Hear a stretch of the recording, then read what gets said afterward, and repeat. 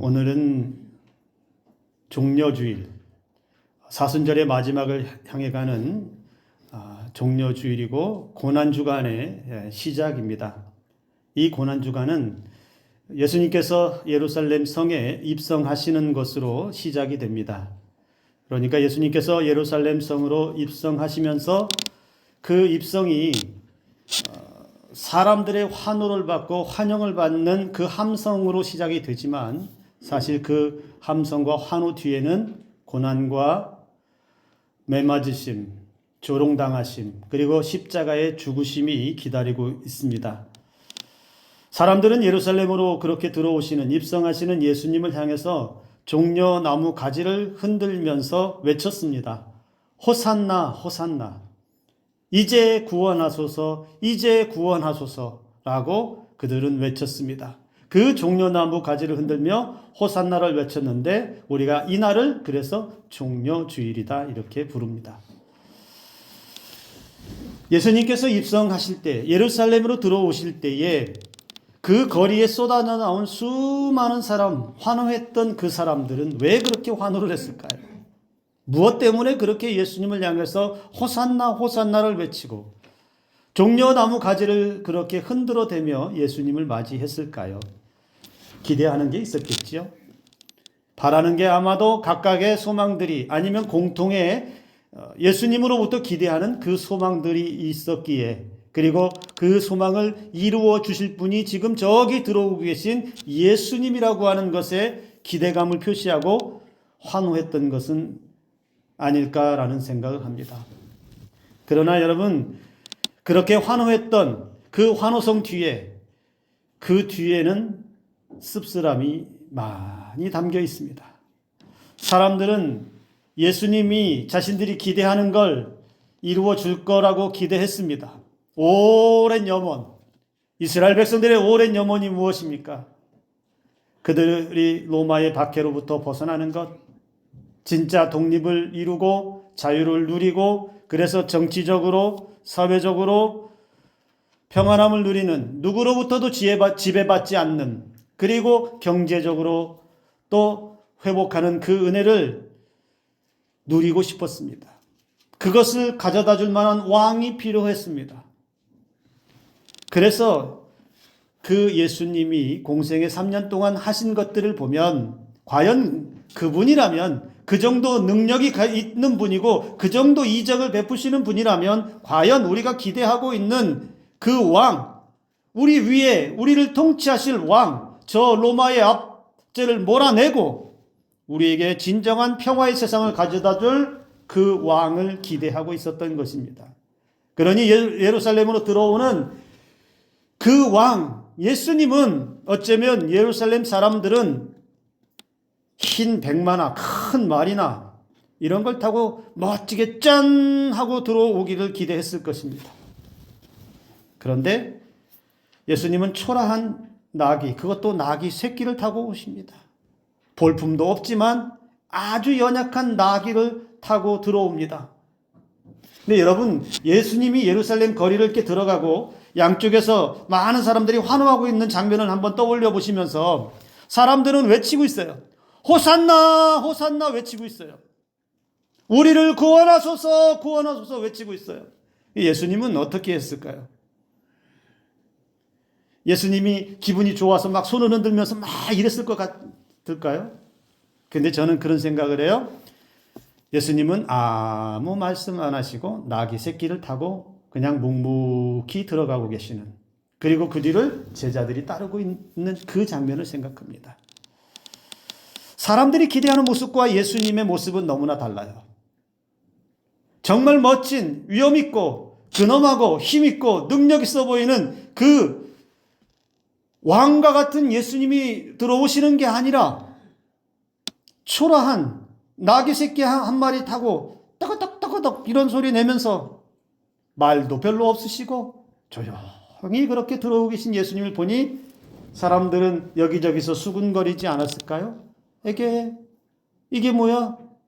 아니, 저분이 우리 왕이라고? 저분이 메시아라고? 아니, 저렇게 볼품없이 마치 힘없는 한 마리 어린 양이 그냥 뚜벅뚜벅 걸어가는 것 같은 그런 모습. 사람들은 자신들이 기대하는 것과 다른 것에 대해서 상당히 많이 실망했을 것입니다. 그래서 그 큰 기대가 얼마 지나지 않아, 시간이 얼마 흐르지 않아 큰 실망으로 바뀌어 갑니다. 대실망.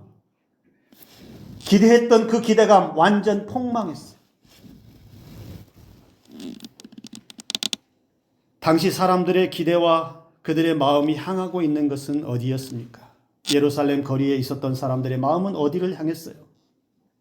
그들은 예수님 그 자체를 향하지 않았습니다.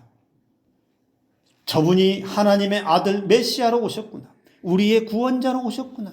우리의 죄를 사하시기 위해, 우리 죄를 대신 담당하시기 위한 어린 양으로 오셨구나에 대한 관심은 1도 없고요.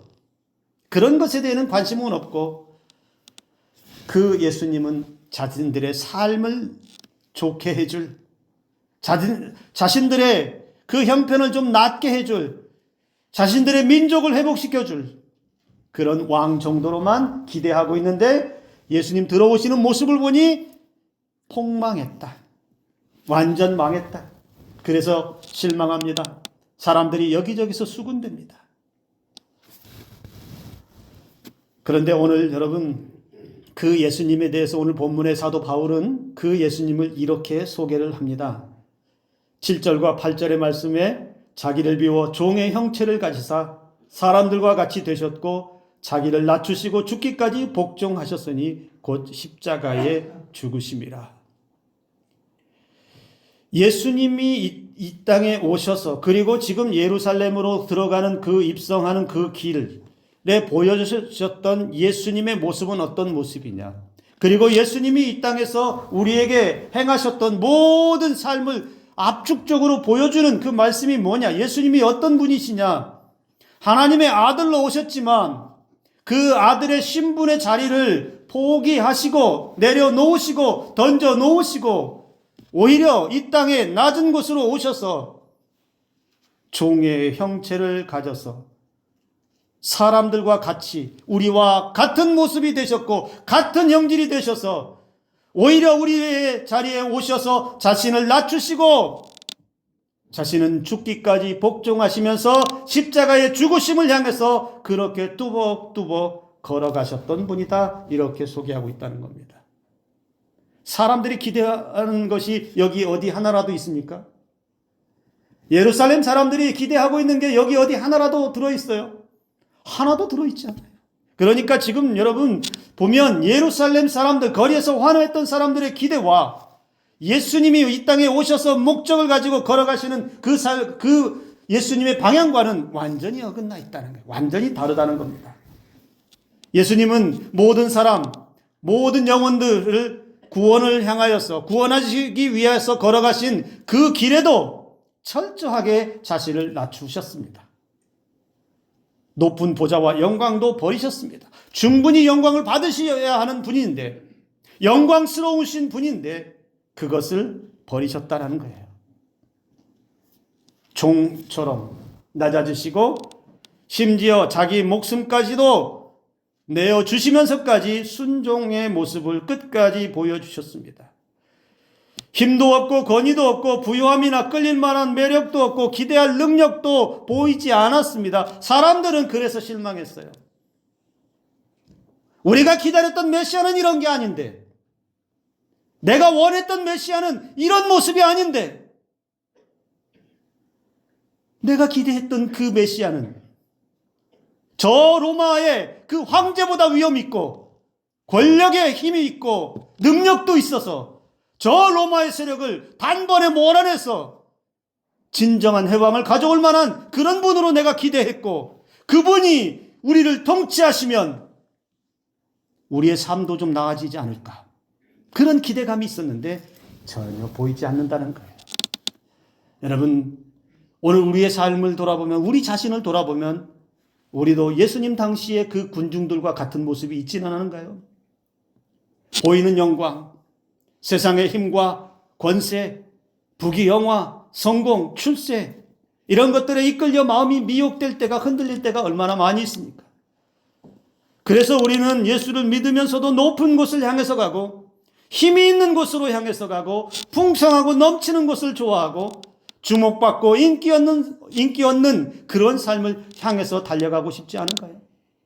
그래서 우리는 기대감을 그렇게 가질 때가 있습니다. 내가 예수를 잘 믿으면, 내가 신앙생활 잘 하면, 내가 헌금도 하나님께 많이 드리면 하나님이 복을 30배, 60배, 100배, 아니 1000배까지라도 하나님은 주실 거야.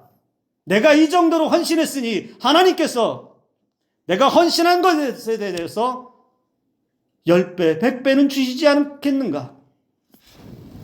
우리가 그런 기대감을 가지고 신앙생활을 하지는 않습니까? 예수님이 내 삶을 윤택하게 해주시는 분, 예수님이 나를 세상의 성공으로 이끌어주시는 분, 예수님이 나를 세상의 높은 자리로 올려주시는 분, 예수님이 나를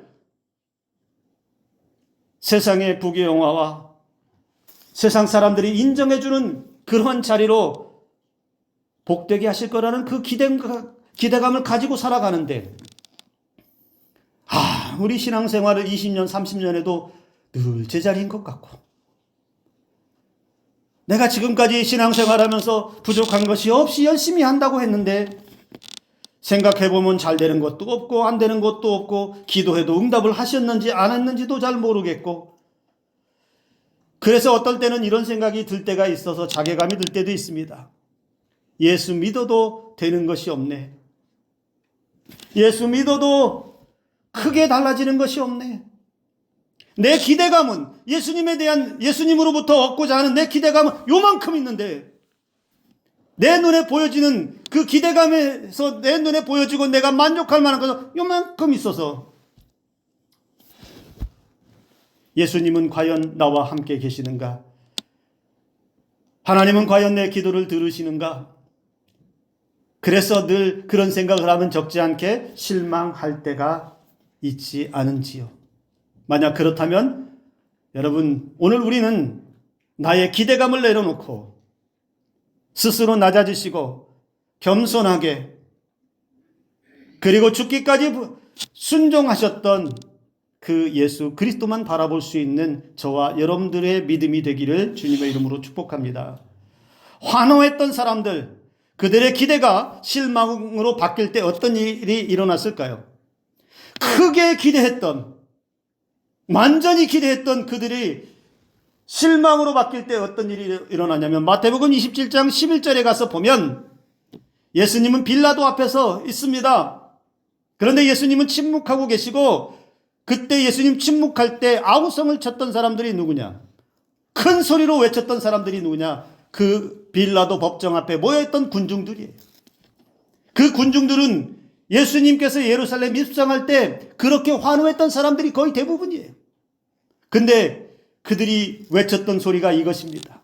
그 빌라도 법정에서 그 환호했던 사람들이 돌변해서 외쳤던 소리가, 예수를 십자가에 못 박으라! 예수를 십자가에 못 박으라! 예수를 십자가에 못 박으라고 그렇게 전에 환호했던 것보다 더 큰 소리로 외쳐댔습니다. 그들이 얼마 전에는 그렇게 하지 않았잖아요. 그런데 그들의 기대감이 사라지고 난 이후에는 예수님을 죽음으로 몰아넣었어요. 이제 구원하소서, 이제 구원하소서, 이제 구원하소서라고 외쳤던 사람들이 십자가에 못 박으라, 그를 죽여라, 그렇게 돌변해버렸다는 거예요.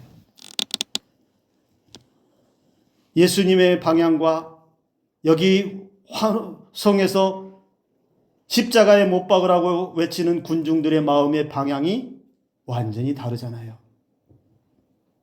여기 군중들은, 사람들은 구원을 주시는 그 예수님에 대해서 관심이 없습니다. 예수님 덕에 무언가 이루고 싶고 자신들의 욕망을 이루어질 도구 정도로만 생각하고 있습니다. 그것이 정치적인 욕망이든 경제적 이득이든 개인의 성공 욕구이든 오직 자신들의 기대만 집중하고 있기 때문에 예수님이 주실 그 은혜가 무엇인지도 모르면서, 예수님이 가져오신 구원의 그 은혜가 얼마나 큰지도 깨닫지 못하면서 그 어긋난 기대에 대한 실망의 분노를 표출하고 있다라는 겁니다. 여러분, 만약 우리가, 저와 여러분들이 예수님이 입성하시던 그 자리에 함께 있었다고 한다면 우리는 뭐라고 하겠습니까? 예루살렘 거리에 저와 여러분들도 함께 있다고 한번 생각해 보세요. 지금 예수님이 나귀 새끼를 타고 들어오시는 모습을 우리도 보고 있다. 그러면 우리는 뭐라고 외칠 것 같습니까? 우리는 예루살렘 사람들과 달랐을까요? 그때 그렇게 외쳤던 사람들과 다른 말을 할까요? 아니면 똑같았을까요? 혹시 예수님께서 우리에게 이렇게 물으시면 너의 마음은 어디로 향하고 있느냐? 너의 마음은 어디로 향하고 있느냐? 예수님이 무언가 큰 거 하나 해주기를 원하고 있느냐? 아니면 너를 위해 구원하러 오신, 저렇게 낮아지신, 내 앞에서도 겸손하신, 그러나 모든 죄를 짊어지시고 죽으신 그 예수님을 향하고 있느냐? 우리는 어디로 가야 할까요? 나를 위해 무언가 하나 큰 거 해주시는, 복 주시는 예수님보다는 나를 구원하신 예수님, 나를 살리시기 위해 죽어주신 예수님, 우리가 그 예수님 앞으로 나아갈 수 있기를 주님의 이름으로 축복합니다. 어긋난 기대와 소망은 실망과 좌절을 가져올 뿐입니다. 주님과 마음의 방향이 같아지지 않으면 계속해서 어긋난 기대감에 살아갈 수밖에 없습니다. 여러분, 우리가 정치인들, 대통령을 뽑아도, 국회의원을 뽑아도, 지역 일꾼들을 뽑아도 어떤 기대감을 가지고 있지요? 정치를 잘해서, 행정을 잘해서 우리 사는 삶 좀 나아지게 해주기를 기대하지 않나요? 나라가 좀 안정을 찾기를 기대하고, 나라가 좀 경제적으로 좀 살만한 세상을 만들어주기를 기대하고, 국제적으로도 나라 위상을 좀 세워주기를 기대하는 이런 기대감들을 가지고 있지 않나요? 지역민들은 지역을 살려주는 그런 일꾼들을 뽑으면서 잘 해주기를 다 기대하면서 뽑잖아요. 그런데 그렇게 뽑아놨는데 잘 못하면 어때요? 자기 주머니 채우고 부정부패에 물들어 있고 일도 제대로 못하는 그런 사람이 되어버렸다면 우리는 어떻게 해요? 실망을 넘어서 분노하지 않나요? 뽑아놨더니, 잘한다고 해서 뽑아놨더니, 여러분, 예수님에게도 똑같아요. 여러분은 예수님에게 무엇을 기대하시나요? 여러분의 마음은 예수님 어디로 향하고 있습니까? 우리의 현실 쉽지 않죠. 우리가 맞닥뜨리는 현실 늘 이야기하지만 여러분, 정치, 경제, 사회 어느 것 하나 우리가 안심할 수 있는 데가 있습니까? 국제적으로도 마찬가지이죠. 우리나라 밖을 돌아보아도 안심하고 편안할 만한 것들이 아무것도 없어요. 경쟁해야 되고 싸워야 되고 그렇게 치열하게 살아도 다 살지 못하고 그렇게 살면서도 영혼은 피폐해지고 무언가 얻어진 것 같은데 돌아보면 아무것도 남은 것이 없는 그런 인생을 우리가 계속해서 반복해서 살아가고 있지 않습니까? 그런 시대 가운데 우리가 바라볼 수 있는 은혜가 여전히 만족되지 못한 우리의 삶을 채워달라고 하는 그 예수님이 아니고 나의 욕망을 채워달라고 하는 그 예수님이 아니라 나를 위해 낮아지시고 죽어주신 그 예수님 자체로 향할 수 있는, 늘 지금도 내 곁에 계시는 임마누엘의 그 주님을 향해 갈 수 있는 저와 여러분들의 삶이 되어야 할 줄로 믿습니다. 예수님을 믿는 신앙은 있지만 예수님으로부터 기대하는 은혜의 방향은 예수님과 상관없이 향할 때가 얼마나 있는지요. 여러분, 예수님에게도 기대했다가 안 되면 금방 실망하지요. 예루살렘 사람들처럼 말입니다. 간절히 기대했는데 기도한 것이 내 뜻대로 안 되면 어떻게 해요? 너무너무 큰 실망이 밀려오죠. 내 기도만 안 듣는 것 같고. 예수님 자체에만 초점을 맞춰지면 여러분, 우리가 크게 기대하지 않아도 예수님 한 분만으로도 우리는 충분히 만족하게 될 줄로 믿습니다. 내가 원하는 것 충족되지 않았어도, 내 기대가 어긋났어도 내가 예수 그리스도 안에 있는 것이 족하다면, 여전히 내게 구원의 은혜를 베풀어 주신 그 은혜가 내게 있다면, 나를 하나님 나라로 이끌어 주시는 그 하나님의 은혜가 내 삶에 가득 채워져 있다면 나는 그것만으로도 하나님 감사합니다. 하나님을 향해서 원망하지 않겠습니다. 불평하지 않겠습니다. 실망하지 않겠습니다.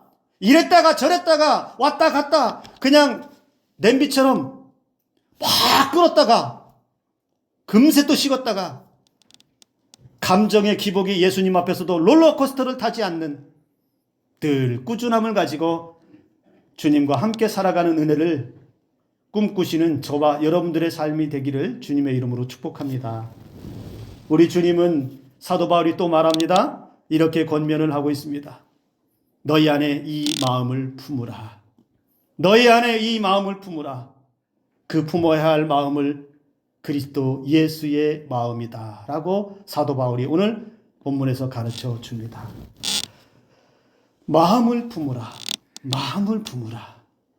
여러분, 이 말씀은 단순히 생각이나 어떤 감정적인 것을 말하지 않아요. 여기서 마음을 품으라는 것은 삶의 방향과 태도 전체를 가리키는 말로서 이런 의미예요. 예수님처럼 생각하고 예수님처럼 행동하라는 거예요. 예수님이 하셨던 것처럼 그렇게 안 되면 흉내라도 좀 냈으면 좋겠어요. 예수님이 가졌던 생각을 좀 어떻게 해서든지 생각해 보려고 하고 예수님이 살았던 그 모습을 어떻게 해서든 따라서 살기 위해서 힘쓰는 그런 모습이 우리에게 있어야 된다는 거예요. 바울은 예수님의 생각과 삶의 태도를 우리의 마음속에다가 두고서 그대로 따라가면서 실제로 그렇게 살아갈 수 있는 그런 상태를 여러분 예수님의 마음을, 그리스도 예수의 마음을 품고 살아가는 사람이라고 말해주고 있습니다. 그래서 여러분 우리는 스스로에게 또 질문해야 합니다. 나는 예수님의 마음과 생각이 얼마나 들어있는 거예요? 내 마음속에 예수님 생각이 얼마나 들어있어요? 내 마음을 지배하고 있는 것이 어떤 생각입니까? 예수님의 생각이에요? 아니면 여전히 세상 가운데 있는 세상의 그런 생각들이 가득 들어있습니까? 얼마나 예수님처럼 살기 위해서 하루하루 힘쓰고 있습니까? 여러분, 우리의 마음속에 예수님의 생각이 담기지 않으면 예수님의 행동이 나오지 않습니다. 우리의 마음속에 예수님의 생각과 예수님을 생각하고자 하는 그 노력이 없으면 예수님의 행동이, 예수님의 삶이 나오지 않는다라는 거예요. 세상의 것이 잔뜩 들어있으면, 세상의 가치가 잔뜩 들어있으면 그것을 가지고 세상을 생각하면 여전히 예수님이 아닌 세상의 방식을 자꾸 생각하게 되는 것이고, 세상의 가치에서 이랬다가 저랬다가 왔다 갔다 하다가 시간을 허비하게 되는 것이고, 세상의 생각들로 가득하면 예수님의 생각이 들어올 틈이 없으니 우리가 예수님의 마음을 품을 수도 없을 뿐더러 예수님처럼 살아가는 것도 어렵게 된다라는 겁니다. 오늘 이 자리에 계신 모든 분들이요, 종려주일 고난주간을 앞두면서 우리가 다시 한번 이번 한 주간에 예수 그리스도의 마음으로 충만하기를 주님의 이름으로 축복합니다. 예수님 생각으로 가득 채워지고 예수님의 마음으로 채워지고, 예수님께서 이 땅에서 어떤 삶을 살아가셨는지를 늘 마음에 새기면서 나도 그렇게 살아야지, 나도 예수님 따라가야지, 이러한 삶으로 살면서 저와 여러분들이 머물러 있는 자리는 정말로 예수님의 향기가 나는 자리, 예수님이 기뻐하는 자리, 예수님의 은혜가 흘러 넘치는 삶의 자리가 될 수 있기를 주님의 이름으로 축복합니다. 우리 주님은 하나님의 아들로 이 땅에 인간의 몸을 입고 이 땅에 오셔서 여러분 사람들 위에 군림하지 않았습니다. 오히려 낮고 천한 곳, 버림받은 곳, 이러한 곳까지 친히 더 낮아지셔서 찾아가셔서 낮은 곳에 있는 사람들을 손잡아 주셨고, 연약한 곳에 있는 자들에게 찾아가셔서 그들을 강하게 하셨고, 죽어가는 자리에 찾아가셔서 그들을 생명의 은혜를 주셔서 살려내셨고, 모든 영혼들을 구원하시기 위하여서 그 십자가의 처절한 죽음까지도 순종하셨던 주님이십니다. 우리가 그 주님을 기억한다면, 우리가 그 주님을 바라본다면, 여러분, 주님 때문에, 주님 덕에 한 자리 큰 거 하나 이거 기대하는 것보다는 나를 위해 구원하시기 위해 그렇게 하셨구나, 나와 같은 사람도 사랑하시기 위해 그렇게 하셨구나, 아무도 나를 위해 죽어줄 수 있는 사람이 없는데, 아무도 내 죄를 대신할 수 있는 사람이 없는데 우리 주님이 나의 죄를 대신하기 위하여 그렇게 하셨구나. 주님이 사랑하셨던 그 사랑에 초점을 맞추고 거기에 삶의 방향을 맞추고 예수님의 생각과 예수님의 마음을 가슴을 품고 우리도 이 고난주간을 지나가고 부활의 영광을 맞이하면서 우리의 남아있는 생명의 날 동안에 예수 그리스도의 마음을 품고 저와 여러분들이 살아갈 수 있기를 주님의 이름으로 축복합니다. 여러분 마음속에 예수님의 마음이 오늘 가득 채워진 줄로 믿습니다. 기도하겠습니다.